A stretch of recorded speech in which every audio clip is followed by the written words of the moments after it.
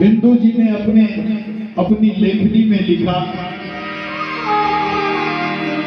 एक तरफा इश्क में मसरूर हो जाऊंगा मैं, शाम तुम होगे शराब काफूर हो जाऊंगा मैं अगर मानूं मुझको तुम देना ना कुछ, अगर तुमने मुझको कुछ दिया तो मजदूर हो जाऊंगा मैं, अगर आपने कुछ दे मां क्या चाहिए। प्रहलाद ने कहा कि प्रभु जो सौभाग्य आज इस अशुद्ध कुल के बच्चे को आज प्राप्त हुआ है, क्या ये सौभाग्य आपके पुत्र ब्रह्मा जी को प्राप्त हुआ है? क्योंकि भगवान की गोद में प्रहलाद बैठा हुआ है और जैसे गाय अपने बच्चे को चाटती है, भगवान नरसिंह प्रहलाद को चाट रहे हैं लाभ लाभ। प्रहलाद ने कहा ऐसा सौभाग्य ब्रह्मा जी को मिला, भगवान ने कहा नहीं मिला। आपके पोते का नाम क्या है? तो शंकर। क्या ये सौभाग्य भगवान शंकर को मिला? भगवान ने कहा नहीं मिला। आपकी धर्म पत्नी का नाम लक्ष्मी, क्या ये सौभाग्य माता लक्ष्मी को मिला? भगवान ने कहा ये सौभाग्य लक्ष्मी जी को भी प्राप्त नहीं हुआ। तो प्रभु जो सौभाग्य इन बड़े बड़े श्रेष्ठ जनों को प्राप्त नहीं हुआ, आज राक्षस कुल के एक बालक को प्राप्त हो गया। अब मुझे मांगने की क्या जरूरत है? भगवान ने कहा फिर भी तुझे मांगना पड़ेगा।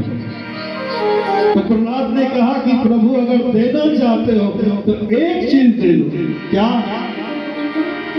मेरे अंदर कामना का बीज ही समाप्त हो जाए।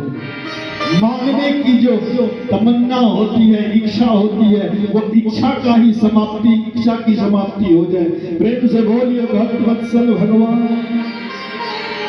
और ऐसे प्रहलाद जब वहां पर आए, अब प्रहलाद पर अपने दादा पर जब बलि की दृष्टि पड़ी तो बलि का सर नीचे झुक गया, नेत्रों से अश्रु प्रपात होने लगे। प्रहलाद ने भगवान के सामने हाथ जोड़ करके कहा कि प्रभु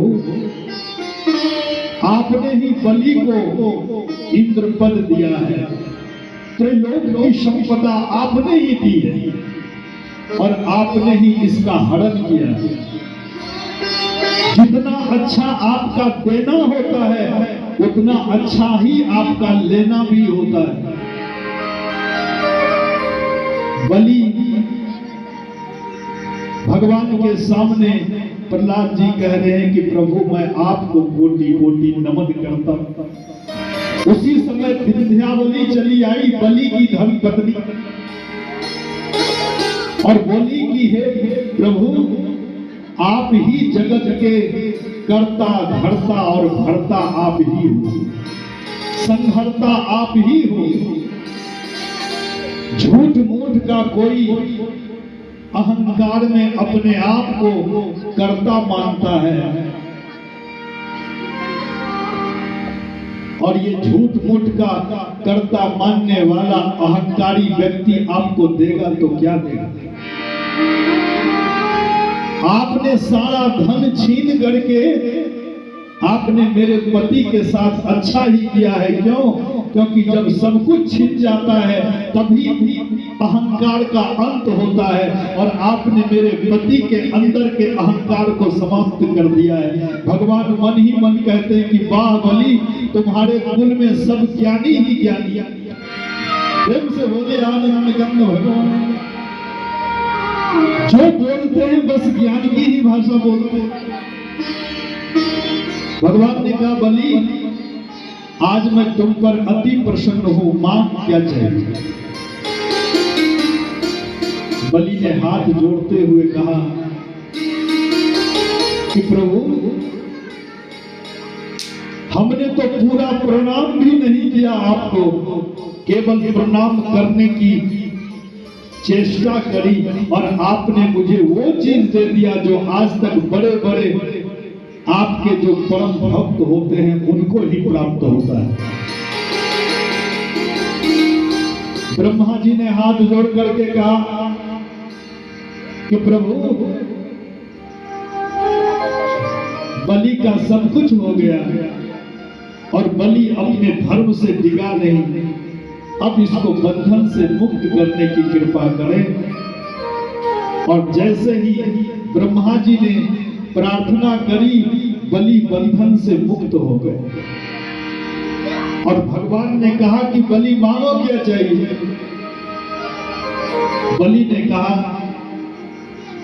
कि अब कोई कामना बाकी नहीं रही प्रभु, आपने सब कुछ दिया, बस अंदर यही जिज्ञासा है कि आपको देखता ही रहूं, हर क्षण आपका दर्शन करता रहूं, आपके चरणारविंद में हमारी प्रीति कभी घटे नहीं, बस यही कामना है सरकार, और मुझे कुछ नहीं चाहिए। भगवान ने कहा कि बलि अगले मनवंतर में तो मेरा परम भक्त इंद्र बनेगा, जो अगला मनवंतर आएगा उसमें इंद्र बलि ही होगी। अभी जो स्वयंभू मनवंतर चल रहा है, अभी सूर्यकुल